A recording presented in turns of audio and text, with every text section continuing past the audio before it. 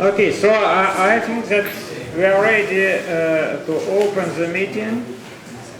I'm very glad to see all of you here in St. Petersburg and at the International Computer Science Symposium in Russia and at hopefully the first meeting in a new series, Computer Science in Russia, that will be as its name suggests, will be determined by its location.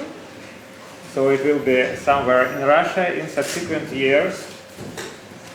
I hope you will enjoy the conference and the city. I am not sure about the weather, but I can at least say that it could be much worse.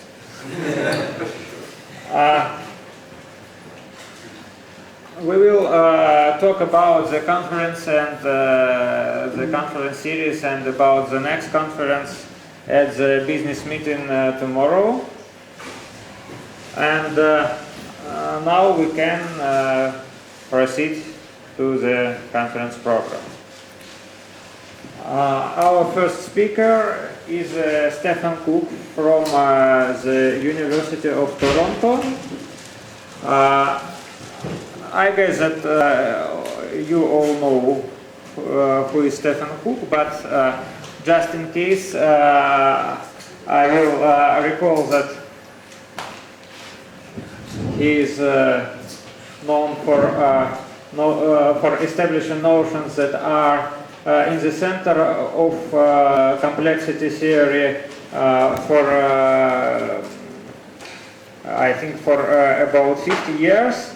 Such as the notion of a complete problem, in particular an NP-complete problem. And I think all of you know about the famous P versus NP question. Of course, he has also made many other things after that. But these are the things that I think that most of you know. Okay, so please.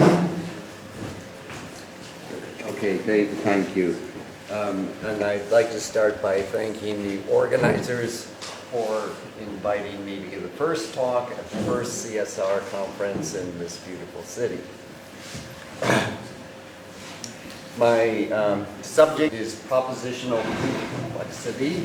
I want to give an introduction with an emphasis on its relationship with traditional computational complexity.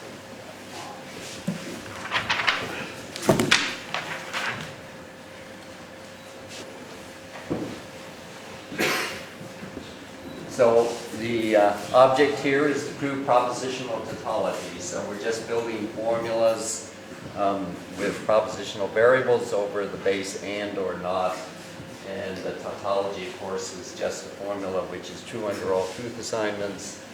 And what we're interested in is formal proofs of that formula of tautology. And so here is the definition that I like to use for a proof system is simply a polynomial time map from strings to formulas, and if f of x equals a, then x is a proof of a.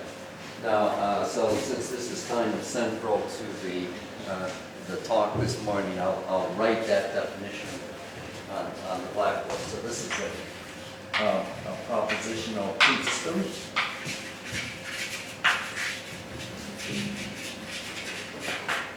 And so it's a polynomial time map f from strings onto the set of tautologies. And then the point is, if f of x equals a, then you say x is proof of a.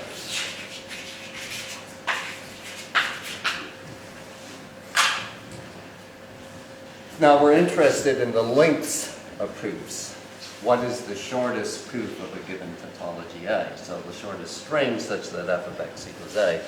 In particular, the fundamental question here is whether or not there's any proof system exists such that there could be a polynomial time upper bound on the proof length. So if such a thing exists, we'll call it a super proof system. So a proof system is super if there exists a polynomial p of n such that every tautology A of length n has a proof x of length at most p of the length of x.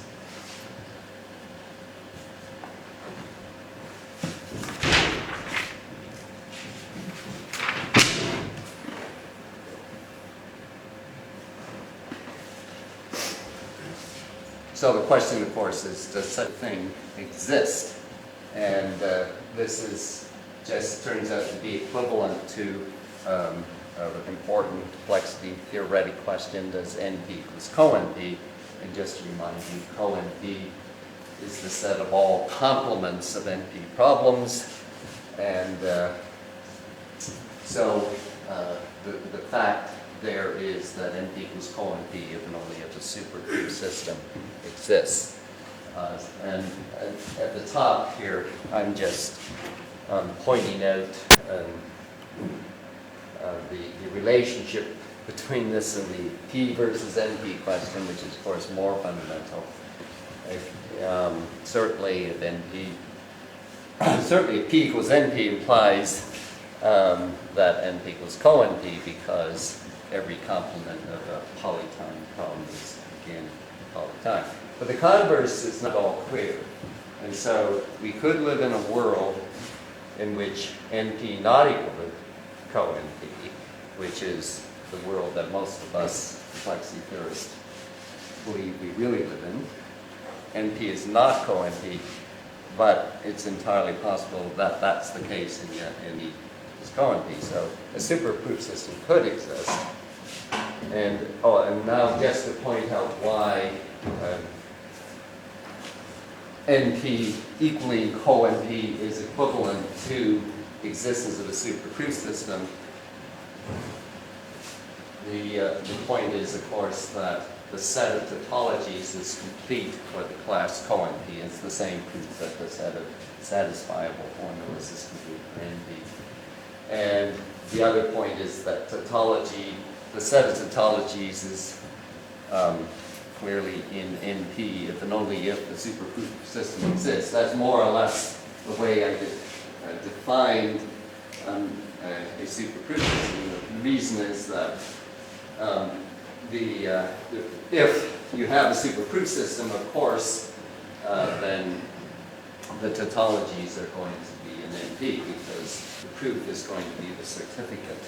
The short proof is going to be the certificate showing that the A is the tautology. So, given that in general, complexity theorists tend to think NP not equal to co-NP, then superproof systems don't exist. So that means we should try to prove that particular proof systems are not super. And what's interesting about that is it seems to be very difficult to do that, even for very simple proof systems.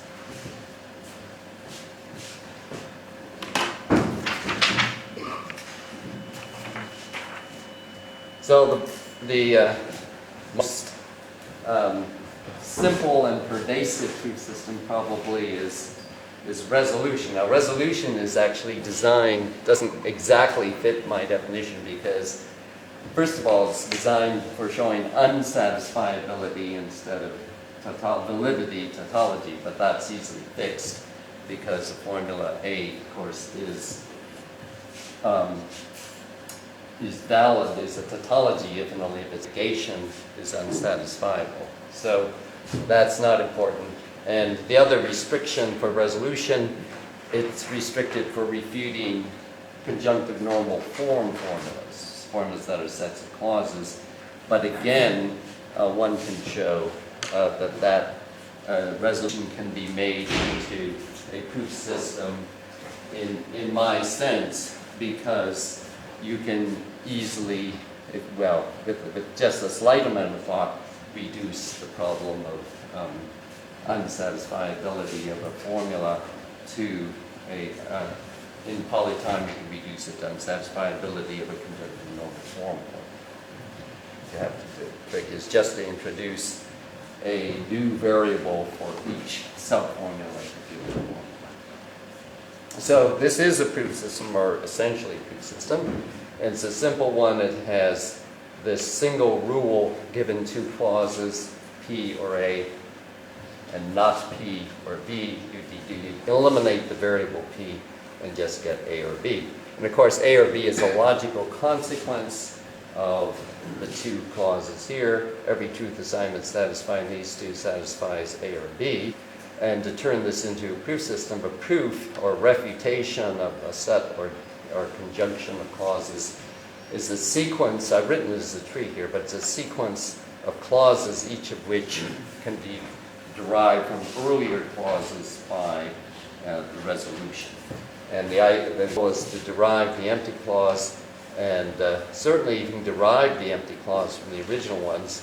The original clauses must be unsatisfiable because any truth assignment satisfying them has to satisfy every clause in the list, including the empty clause, and that's impossible.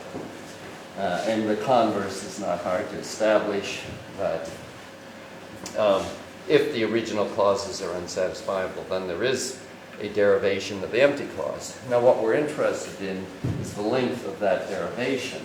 Now the way I've written it here, you might think, well, there's always a short derivation, and indeed, in the case all the original clauses have two literals only, there is a short derivation because the resolvent of two clauses with two literals has at most two literals, and so there are only n squared possible different resolvents possible, so you could easily have a short proof.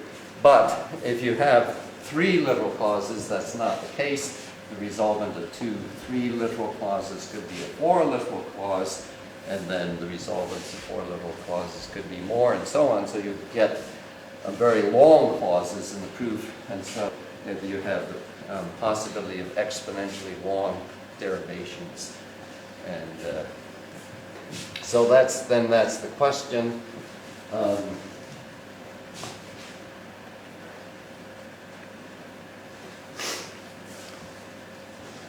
Yes, oh yes, I'm just pointing out the argument in the bottom of why resolution is can be turned into a proof system. Okay, now so then the fundamental first question is resolution super? And the first, I think, important theorem in the field is the answer is no, that resolution is not super. Now, in order to prove that, one has to come up with a set of conjunctive normal form formulas which are difficult to prove. And Hawkins shows the pigeonhole formulas coming from the pigeonhole principle, which is something I had suggested in the 1970s, although not with respect to resolution. I had suggested that the pigeonhole tautology or unsatisfiable formulas might be a hard example for Frege systems, and I'll come back to that later. But it turned out that the first success here was that they're difficult for resolution. And the other point I want to make here is that in general, a good way to find a source of hard tautologies is to formalize some combinatorial principle. And the most useful principle in this regard so far in the field has been the very simple pigeonhole principle, which says the way it's formulated here is the unsatisfiable set is if you place, it's impossible to place n plus 1 pigeons into n holes while each hole has at most one pigeon.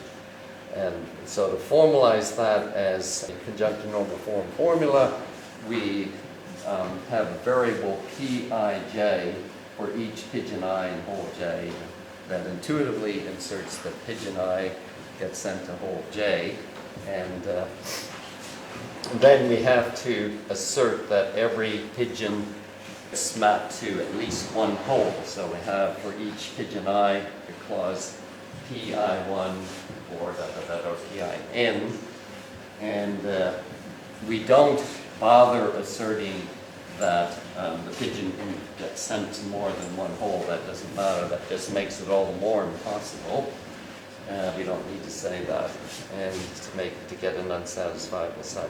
But we do have to say that no two pigeons get sent to the same hole. So for distinct pigeons I and J, and for a hole K, we say that not both pigeons I and J get sent to hole K. So that's just the two literal clause. And they're in order in Q, such clauses. And altogether, the total number of clauses is ordered in Q. Unsatisfiable and unsatisfiable set of clauses in Hawkins' proof is that every resolution reputation has to be exponential in size.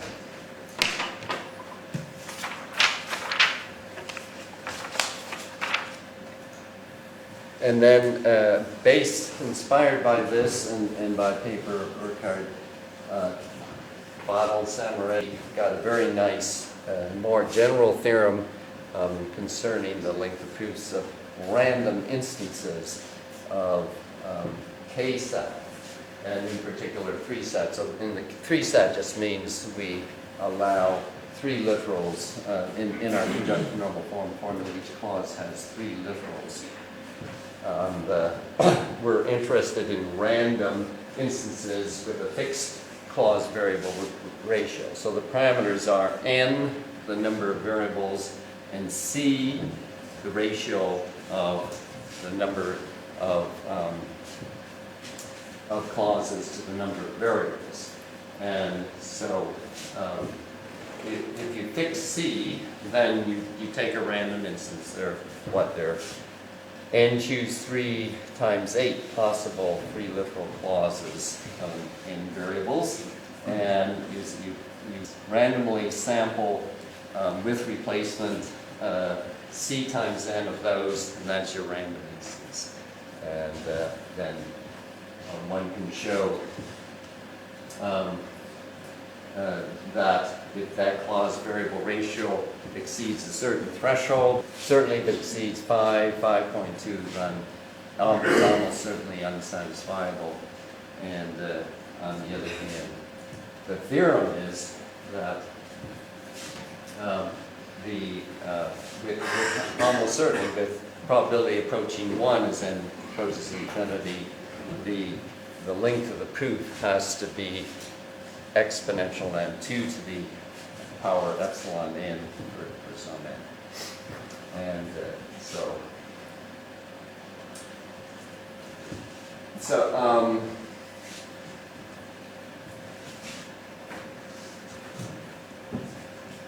okay, so this turns out to be a useful result in practice for getting time lower bounds on satisfiability testers, because almost all complete satisfiability test programs that test for satisfiability have the property that if they decide that a formula is a set of clauses is unsatisfiable, then from their computation, you can extract a resolution reputation of the clause.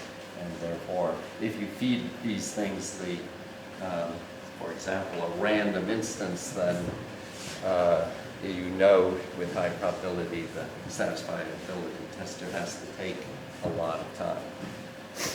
Also true, of course, if you feed the pigeonhole process.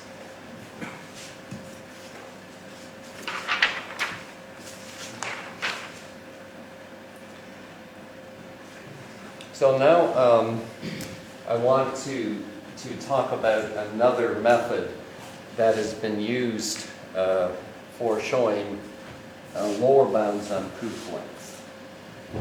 of various proof systems, including resolution, but also this one has been successful in getting lower bounds for other proof systems as well. We don't have many such methods, and these lower bound proofs are very hard to come by, so it's dwelling on the methods that have been successful.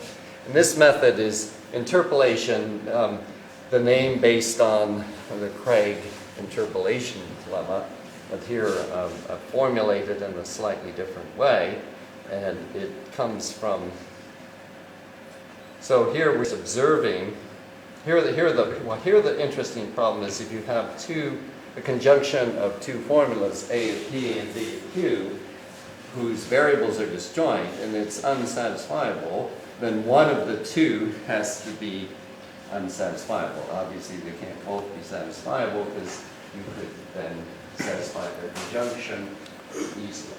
So the computational problem we're interested in is if you have a proof of this, determining which one, they could both be unsatisfiable, of course, but determine one that you're sure is unsatisfiable. And more generally here, if they have some variables in common, say the variables P or the P1 and Pn are in common, but Q and R are disjoint sets.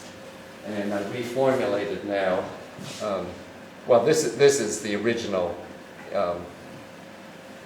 this was the original interpolation, the way Craig said it, and he had a much more non-trivial theorem, of course, but this is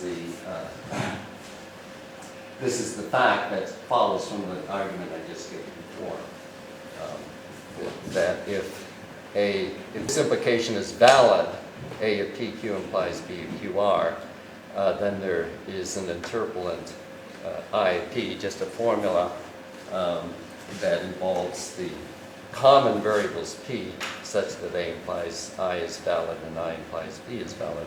And of course, theoretically, you can figure out what I is just for each setting of the P's, you go back to this original condition here.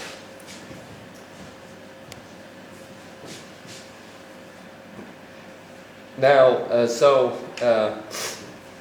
anyway, to apply this to resolution refutations, we'll formulate the implications. We'll go back to this method here. And if, suppose this conjunction is unsatisfiable, A of PQ and not B of PR, and suppose we have a resolution refutation of the conjunction, then one can show that you can extract from this in polynomial time a Boolean circuit, and so C of P that depends on the common variables P, which is of course has to be polynomial size then, because you only have polynomial time to compute it. Computing the interpolant, and further, if the variables P occur only positively in A, then the circuit is monotone, has only ands and OR gates, no negations. So from this fact, the idea is to develop gradually through a number of people. Then, well, we get, the point is that the circuit C because this interpolant has these properties that we're interested in. So if this eigenvalue of the common variables P, if the circuit outputs 0, then A PQ is unsatisfiable, and the C of P is 1, not B is unsatisfiable. So it tells this point of the circuit. So the summary point here is, from resolution refutation of this conjunction, we can tell in polynomial time, using this monotone circuit, which of the conjuncts is unsatisfiable. For each P, one or the other has to be unsatisfiable. And they may both be, but we just want to know at least which one for sure is unsatisfiable.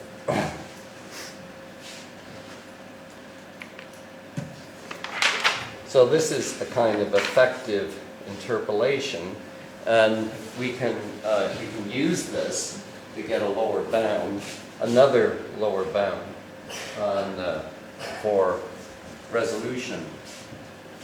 And what we're going to use is Rasbroff's theorem here, basically giving a lower bound on monotone circuit complexity. So here this is another breakthrough result in complexity theory that says that any monotone,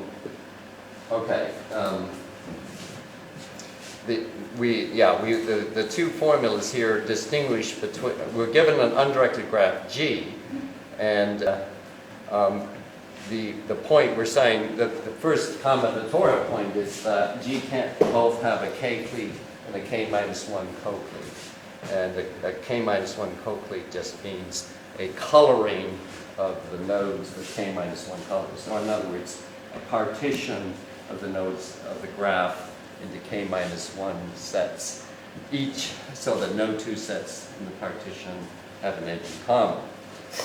So those two things are obviously incompatible. And so we assert, using the formula A0 of PQ, that G has a clique. And here the variables P would be the edge variables of the graph. We have nodes 1 through n in the graph, and Pij just an edge slot and tells you whether that edge is present. And then the Q's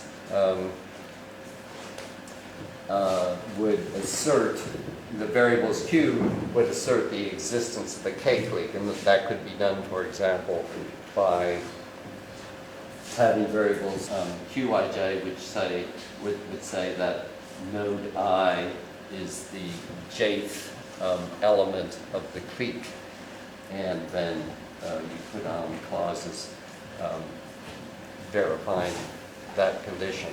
That, of course, they have to have distinct, the nodes in the clique have to be distinct, there have to be K of them, at least, and that any two nodes have to be adjacent to the graph. So that's what A0 would say, and then A1, the variables R would be used to assert that there exists a K minus 1 co-clique. And again, the Rij would say that a node I is in the jth element of the partition of the coloring, or gets color J. So these can be done in so we have these two polynomial size sets of clauses, and together they're unsatisfiable for the reason I said. No graph can have a K clique and a K minus 1 co-clique at the same time. And now, we interpret Rasbroff's theorem to say that no monotone circuit can distinguish between the two cases. So that one can extract out of his proof. And no circuit in the original graph variables can distinguish between those two. No polytime circuit, of course. No polysize circuit. Monotone circuit in the edge variables in the graph can distinguish between those two cases, K clique and K minus 1 co-clique. Which one fails? And so then combining this result and the interpolation result from the previous slide, we get this set of CNF formulas requires exponential size resolution proofs. So that's just another nice application of mainstream complexity theory to prove complexity, getting resolution. In this case, exponential resolution of bounds. And this method has been successfully applied to other proof systems besides resolution. including cutting planes, no Stahlmsatzs, and polynomial calculus proof systems, something I won't go into now.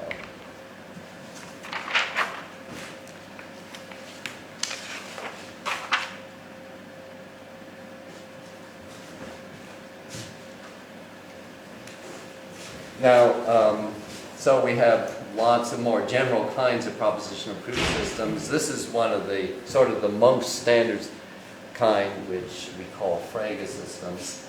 And this is kind of or maybe more properly Hilbert-style propositional proof systems, and the sort of thing you find in a logic textbook. And here, we're just trying to prove formulas over the base and or not. Arbitrary formulas, not C and F or D, are valid, true and all with assignments.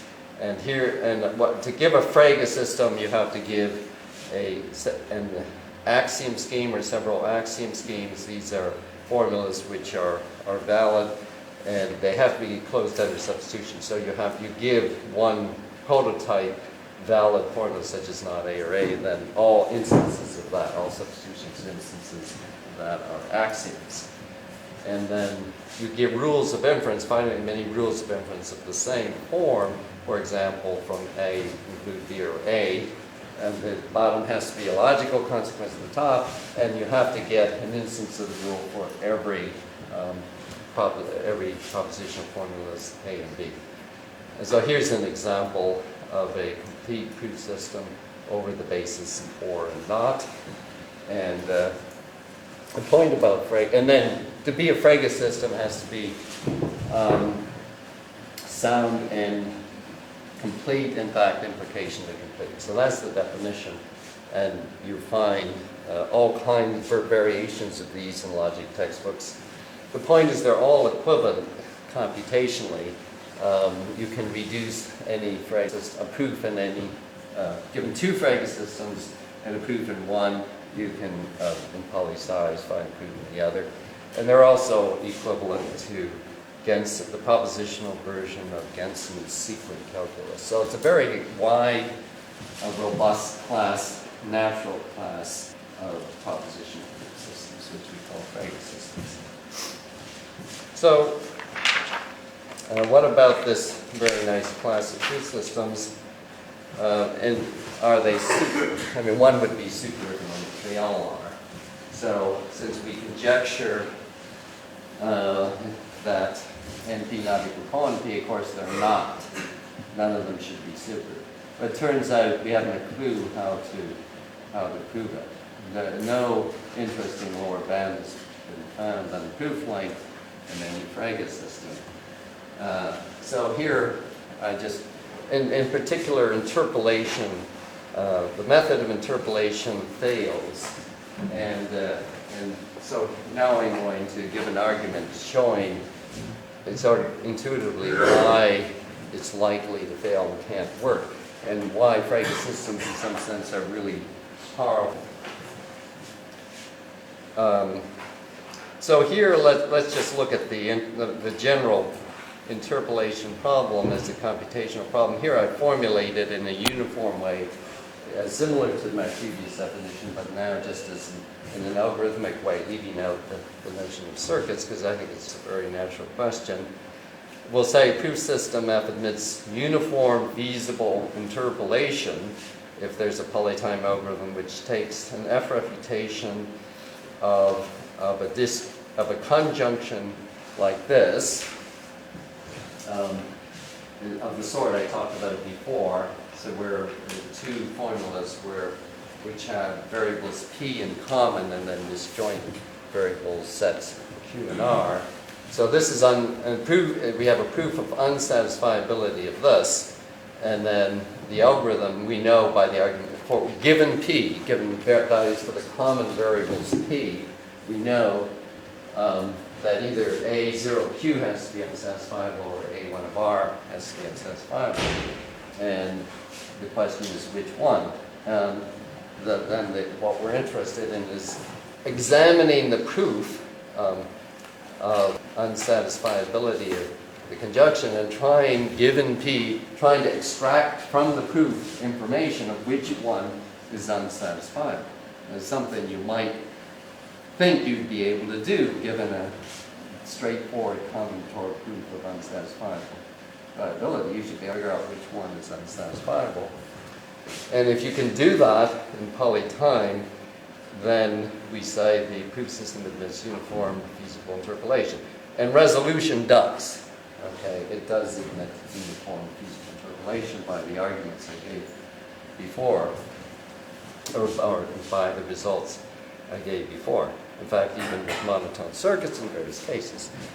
But the point here is that probably Frege system does not. Frege systems do not admit uniform feasible interpolation. You cannot, because if you could factor in polynomial time. So this is a theorem from based on various people, Krycek, Pudlak, Beam, Patasi, Ross, who gave this argument. So in a way surprising that Frege systems are sophisticated in this sense. So and the point of this result is you can't sounds like you can't use interpolation, this method, as a means of getting lower bounds for Frege systems. Okay, so I just want to give an indication of why that's true. And just a high level idea. The high level idea is, and I guess due to Krycek Pudlak, comes from the idea of one-way permutations. Suppose we have a one-way permutation on H that takes on the strings, on the n-bit strings, on the set of n-bit strings. So you can compute it in polytime, but presumably you can't invert it in polytime. And now, given I, we construct our two formulas this way, and given n, okay. So A0 PQ asserts that H of Q equals P, and A1 asserts, and the I fix I, okay, fix it, and QI is 0, and yeah, that's right. QI is 0, and A1 of PQ asserts that H of R is P and RI is 0. So what we're saying here is that that we have two different strings, Q and R, which get mapped to the same string P, and they're different because the ith bits differ, and that's impossible, of course, because by our assumption, H is a permutation. It's a 1-1 onto function. And so that means that the conjunction of these two is unsatisfiable. And now, if you could prove this conjunction, and then and the proof system admitted uniform feasible interpolation, then using then for each I, so what you do, you could invert, the point is then you could invert the function H, because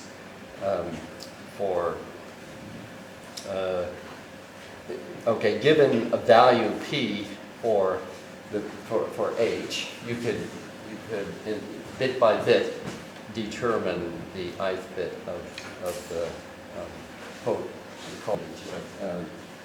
inverse image of P. So that's the high level idea, the reason motivating that why Frege, and this can be implemented in the case of Frege systems. And this was using the particular, this was implemented, the proof was done using the Diffie-Hellman secret key exchange protocol. So that's a negative result. It shows one proof method that can't be used to show Frege systems aren't super. Now I just more generally want to think about how one would go about showing Frege systems are are not super. Well, you need a hard example of a set of tautologies, here I had conjectured early on in the game before resolution with the Hawkins law down. This is back in the 70s. That the pigeonhole tautologies might be an example that is hard for Frege systems, and then this inspired Sam Buss's nice proof that they do have polysize Frege proofs, pigeonhole tautologies. And the point here, why do they have polysize Frege proofs? This brings up another basic point. Well, the proof I had in mind, the reason I conjectured that they didn't have short proofs is the proof I had in mind used induction on n and was hard to formalize. And Sam pointed out, no, the point here is that you can count. The right way to prove the pigeonhole principle is by counting pigeons and holes. And the point is you can count with polynomial formula size in particular. You can express this condition for each k. You can write down a polysize formula which asserts that the first k pigeons, assuming that there's each hole gets a plus one pigeon, assuming that, then the first k pigeons, I mean, that's not, you don't have to assume that to write down the formula. The formula asserts the first k pigeons take up at least k holes. That can be expressed, that concept can be expressed by a polysize formula, basically because you can add n-digit numbers in log depth, and so therefore polynomial formula size. And once you realize you can express that concept, that tells you how to formulate the proof, because you get a contradiction showing eventually, well, the first pigeon takes up at least one hole, therefore the first two pigeons take up at least two holes, and so on. Finally, n plus one pigeons have to take up at least n plus one holes. That's impossible, there are only n holes available. So that was Buss's proof. Now, so we need a harder combinatorial principle in order to refute, in order to show Frege systems are not super. And so I suggested these linear algebra example. This one, basically, if A and B are n by n matrices over some field, say the field of two elements, and AB is the identity, then BA has to be the identity. And that's easily formulated as a tautology if over the field of two elements, because of course a variable just asserts a particular matrix element is 1. So it's true it's 1, it's false it's 0. And so there are n squared, two n squared variables involved in order, and cubed is the size of the formula to assert this. And so that's valid. And the intuition is that you don't get short Frege proofs because to prove this somehow you need really to use concepts from linear algebra, such as inverse Gaussian elimination, determinants, something like that. And the complexity of those concepts is more than NC1. Can't be expressed in polynomial form size as far as we know. Of course, one can't prove that, but that's what we think. And so that's the basis. That the more sophisticated, you see, I'm more sophisticated now, realizing what's at stake here to get a conjecture for a hard set of tautologies. And so I conjecture these things don't have polysize Frege proofs. So that conjecture still stands, has not been refuted yet. But it did serve the basis for Michael Soltis's PhD thesis on complexity of linear algebra, which I'll come back to. Okay, just generalizing, just giving a feeling now for my take on propositional or proof complexity in general, what the connection of complexity theory. We have this sequence of complexity classes I'm just giving a few from AC0 up to poly time, and with the first two, we can prove are proper. The inclusions after that, TC0, which is the counting class, could be all of poly time. In fact, could be all of the NP and the polynomial hierarchy. And okay, so I think you either know or don't know these complexity classes. I know, well, I'm a complexity theorist, love to emulate complexity classes. And a point I want to make is with each such class you can associate a propositional proof system. And the idea is, comes from the Frege idea of proof in the system is a sequence of formulas, each of which is an axiom or follows from earlier formulas by a rule of inference.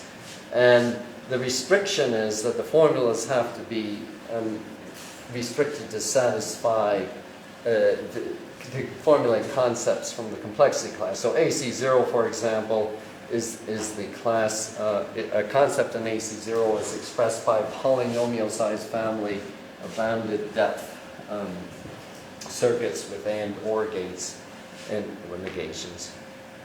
So that's the restriction. You fix your depth D and you get an AC0D Frege system. And that the formulas have to satisfy that condition.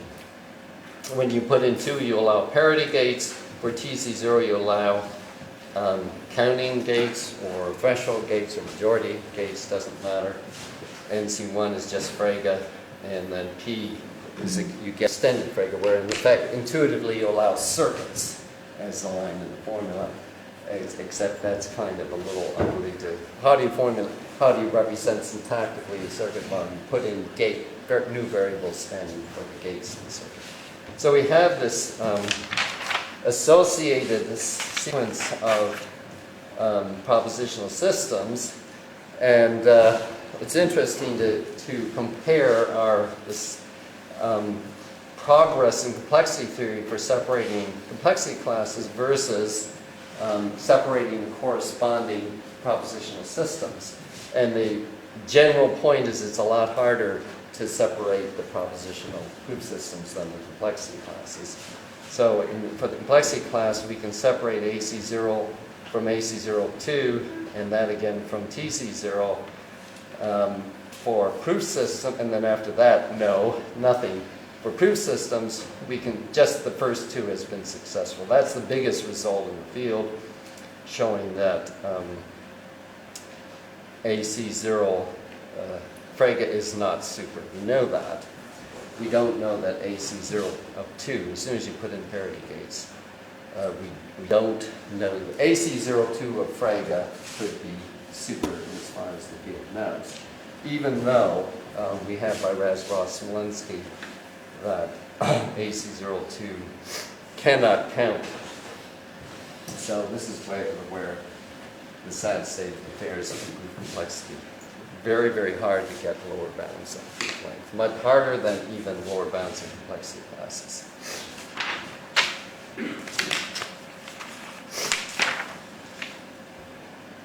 So here I'm just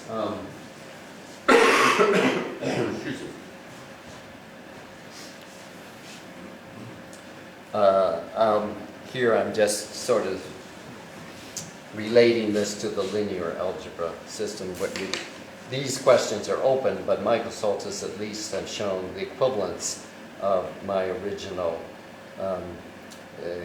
identities here with a whole bunch of others, equivalent in this weak system AC02 Frege.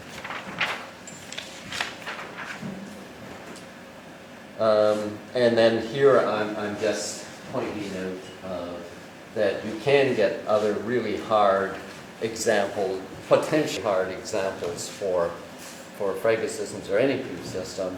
Just, for example, taking from the consistency statements from the consistency of Zermelo-Fraenkel set theory, which can't be proved in Zermelo-Fraenkel set theory, but you can formulate it for each n. You just say that there's no proof length n of a contradiction in the system, so that you can get a poly-size family of tautologies. They're tautologies assuming that the system's consistent. And presumably these are going to be hard to prove.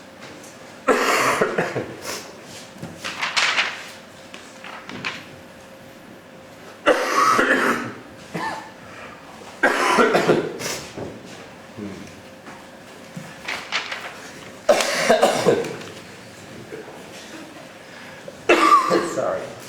I'm running out of voice and time, so let me just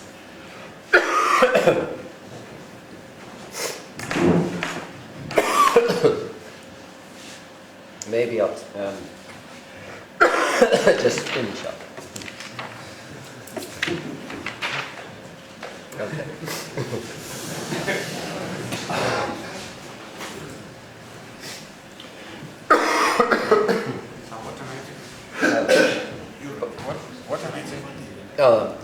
Okay, I don't think that will help, thanks. But so here's my last slide.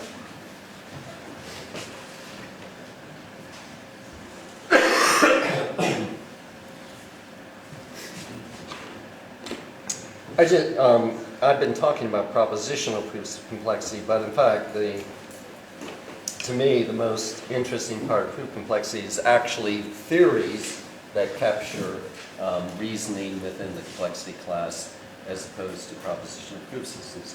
And in fact, all these complexity classes have theories of bounded arithmetic associated with them.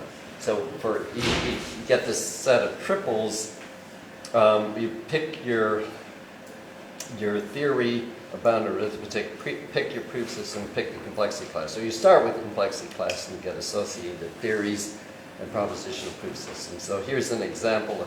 So you get triples. In the case of NZ1, for example, the proof system is Frege system, and there's theory we call BC1, a two-sorted system of bounded arithmetic capturing NC1 reasoning. And the subject is kind of a low-level reverse mathematics. Given a proof in the combinatorial of a combinatorial theorem, what is the complexity, the smallest complexity class such that you can prove the theorem using concepts in that class? That's the game I'm interested in. And so here's an ad for a book in progress, Foundations of Proof Complexity, co-authored with Form Union. And you can download it from our websites or an incomplete draft of it if you want. Okay, so I'll stop there. Thank you.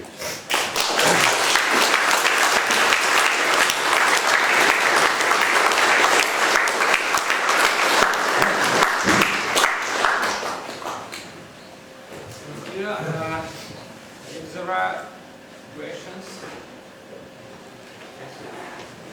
Sorry, is there any hope, what do you think, is there any hope to get some kind of complete proof system? So if there exists a super proof system, then the given proof some kind of completeness, or a given type of proof system is Yes, the existence, well, there's that's an interesting open question too, and it's kind of different from, because you could have a super proof system and still it could be the case that by complete with respect to, let's say, an effective reducibility. So given a proof in system A, you reduce system A to system B. So given a proof in system A, or a system, can you transform it into proof of the same thing in system B in poly time? So you have kind of reduction, and it could be that Frege systems are super, for example, so that every tautology is a short proof, but given a proof, you couldn't find it. Of course, presumably you couldn't find the proof, otherwise B equals NB. And furthermore, even given a proof in another system, you couldn't necessarily transform it into the Frege proof.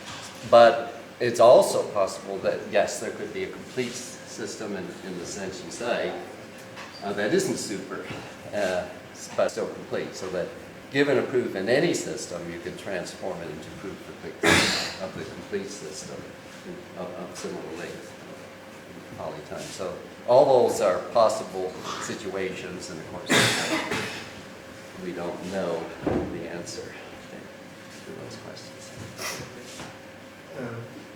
Gunnar Stolmark has proposed a classification of formulae according to the number of variable splits you must nest in order to complete proofs. Is this relevant here?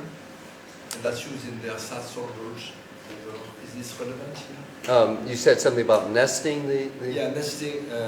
Stolmark classification is about how many times you need to nest hypotheses if you want to run variables.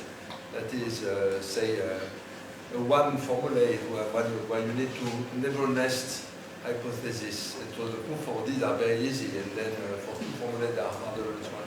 Is there any relation? I guess I don't know. I'm sorry, not. More questions?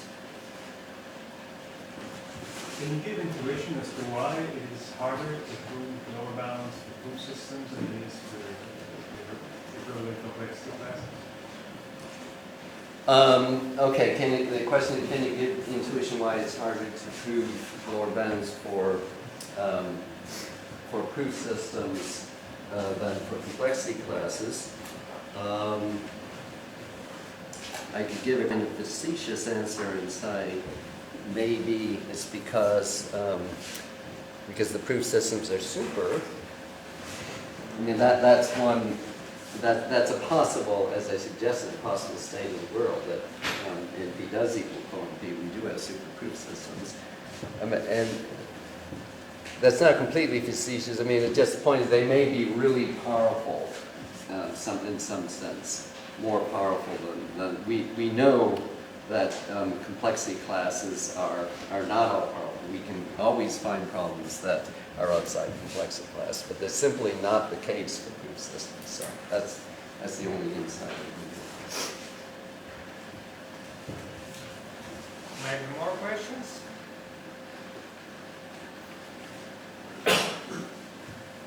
Thank you very much again.